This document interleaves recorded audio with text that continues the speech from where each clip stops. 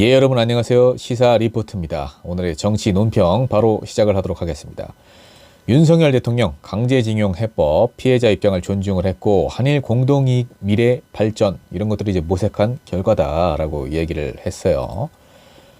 오늘 정부가 발표한 일제 강제동원 피해자 배상 방안과 관련해서 그동안 정부가 피해자의 입장을 존중하면서 한일 양국의 공동이익과 미래 발전에 부합하는 방안을 모색해온 결과다라고 이렇게 얘기를 했다고 합니다.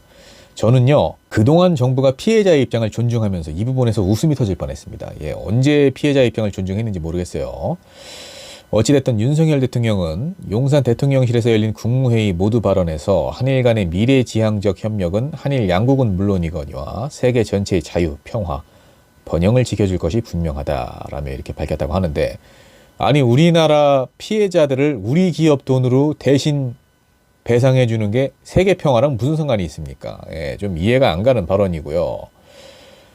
일제 강점기 강제징용을 당한 국민들의 아픔을 치유하고 합당한 배상을 받도록 대한민국 정부는 과거부터 꾸준히 노력해 왔다. 예, 뭐 과거부터 노력을 해온 정부도 있었고 노력을 하지 않은 정부도 있었죠.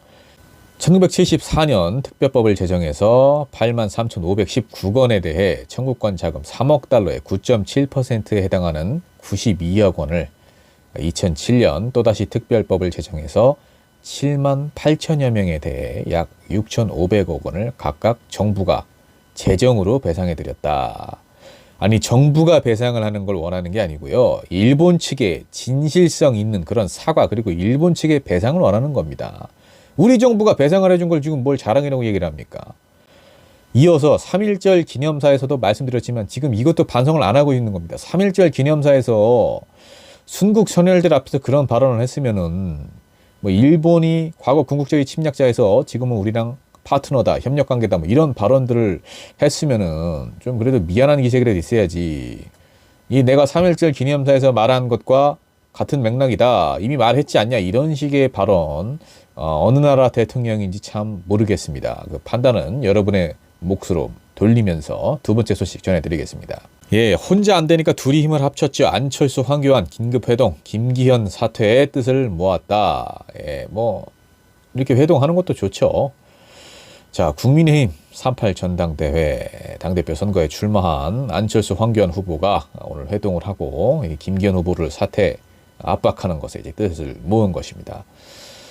안 후보 측이 제안을 해서 이루어진 것으로 전해졌다고 하고요. 천하람 후보 측에도 이제 회동 의사를 타진을 했지만 천하람 후보 측은 문제의식에는 동의하나 개별적으로 목소리를 내겠다라면서 이제 거절한 것으로 얘기가 된 건데, 뭐 천하람 후보가 뭐 본인 목소리를 낸다기보다는 이제 이준석 전 대표 어떤 대리인 같은 포지션으로 봐도 무방하기 때문에 뭐 문제의식에는 동의하나 개별적으로 목소리를 내겠다 이거는 뭐 이준석 전 대표가 낸 아이디어일 수도 있고요.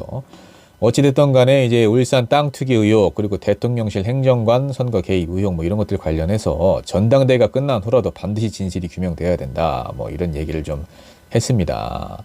예, 그리고 이제 즉각 책임지고 사퇴를 해라. 사퇴를 하는 것이 대통령의 정치적 부담을 덜어주는 거다 뭐 이렇게 얘기를 했는데 정말 윤석열 대통령을 생각해서 그런 건지 본인들이 뭐 당선을 위해서 그런 건지 의기투합을 한 건지는 모르겠습니다만 어쨌든 올바른 목소리를 내고 있습니다. 황교안 후보는 저와 안철수 후보는 당이 가짜와 거짓에 휘둘리는 걸 방관할 수 없다 이렇게 지금 얘기를 했고요. 국민의힘을 정말 지키고 자유민주주의를 지키고 윤석열 대통령을 지키기 위해서 뜻을 모았다 이렇게 지금 얘기를 하고 있습니다. 그런데 또 두 후보는 동상이몽입니다. 확대 해석은 경계를 했어요. 이제 결선 투표까지 만약에 갈 경우에는 둘 중에 한 명이 진출을 할 경우에 연대를 할 수 있냐 이것에는 이제 또 약간 뜨뜻미지근한 반응을 보이고 있습니다. 뭐 연대 안 하겠다는 거죠. 어찌됐든 간에 이제 안철수 후보 같은 경우에는 이 당대표 선거 결과도 수사 결과에 따라서 내가 인정할지 안 할지 모르겠다 이렇게까지 했기 때문에 불복을 할 수도 있는 그런 상황까지 좀 펼쳐질 수 있지 않을까 생각을 해봅니다. 안철수 후보도 뭐 지금 이제 정치적으로 막다른 길에 몰렸기 때문에 좀 적극적으로 이렇게 의사를 타진을 하는 것 같습니다. 세 번째 소식입니다.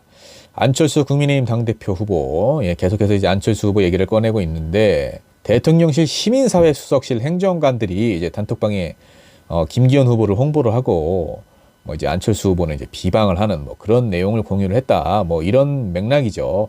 어쨌든 이제 공수처 고위공직자범죄수사처에 고발을 하기로 했다고 합니다. 시민사회 수석이면은 이제 고위공무원이니까 공수처에 고발을 하는 것이고, 검찰에 고발을 해야 뭐 믿지 못한다 뭐 이건가요?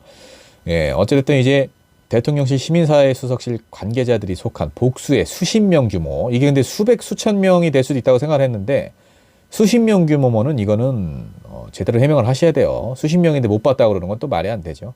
예, 어찌됐든 이 방에서 김기현 지지 안철수 비방 이런 홍보물이 최근까지 지속적으로 올라왔다 이렇게 보도가 됐는데, 이거는 좀 문제가 심각하지 않나라는 생각을 하고요.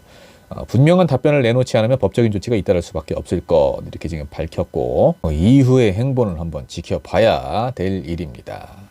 다음 소식입니다. 박홍근 더불어민주당 원내대표 기업의 강제징용 피해자 배상, 배임이자 뇌물이다 이렇게 윤석열 정부의 결정에 좀 반박을 하고 있습니다. 국민의힘에게 긴급 현안 질의를 좀 실시하자 이렇게 제안을 했는데 뭐 받아들이겠습니까? 받아들이지는 않겠죠. 어쨌든 이제 박홍근 더불어민주당 원내대표, 이 정부가 굴욕적인 대일 면죄부 해법 이런 것도 이제 바로 철회를 하고 즉각 좀 사과를 해라 이렇게 대통령에게 요구를 했습니다.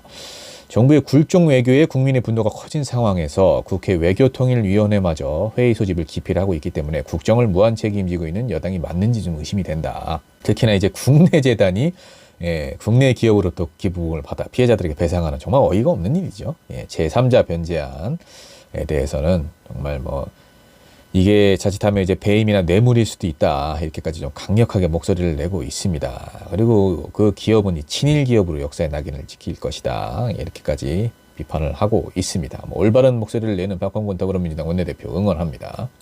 다음 소식입니다. 정의당 드디어 이제 좀 정신 좀 차리나요? 김건희 특검법 발의를 착수, 검찰에 맡겨둘 수 없다. 그동안은 김건희 특검법만큼은 뭐 반대를 좀 했었는데 이제는 정의당도 좀 합류를 하는 것 같습니다. 도이치모터스 주가 조작 의혹, 특별검사 법안 발의에 착수를 하겠다고 밝혔는데 더는 검찰에 맡겨둘 수 없다. 그걸 뭐 이제 알았나 싶어요. 대장동 50억 클럽, 이거는 이제 특검 법안을 발의를 했지만 김건희 여사 사건에 대해서는 좀 더 검찰 수사를 지켜봐야 한다는 이런 어이없는 입장을 취하고 계셨었는데 정의당 분들이 이제는 뭐 적극적으로 나서기를 한 것 같고요. 다만 민주당이 이미 발의한 특검법과 별개로 발의하겠다. 이게 뭐 무슨 의미가 있나 싶습니다. 같이 공조를 해도 모자랄 판에 왜 이러나 모르겠어요. 어찌됐든 이제 법사위를 조속히 좀 열어라. 법안 심사 절차를 개시를 해라. 이렇게 좀 촉구를 한다고 하는데 법사위가 열려봐야 어차피 뭐 법사위 자체도 국민의힘에서 좀 어느 정도 장악을 하고 있는 상황이기 때문에 크게 실효성은 없는 것 같고요. 어쨌든 이제 정의당이 지금이라도 목소리를 내는 건 굉장히 환영할 일입니다.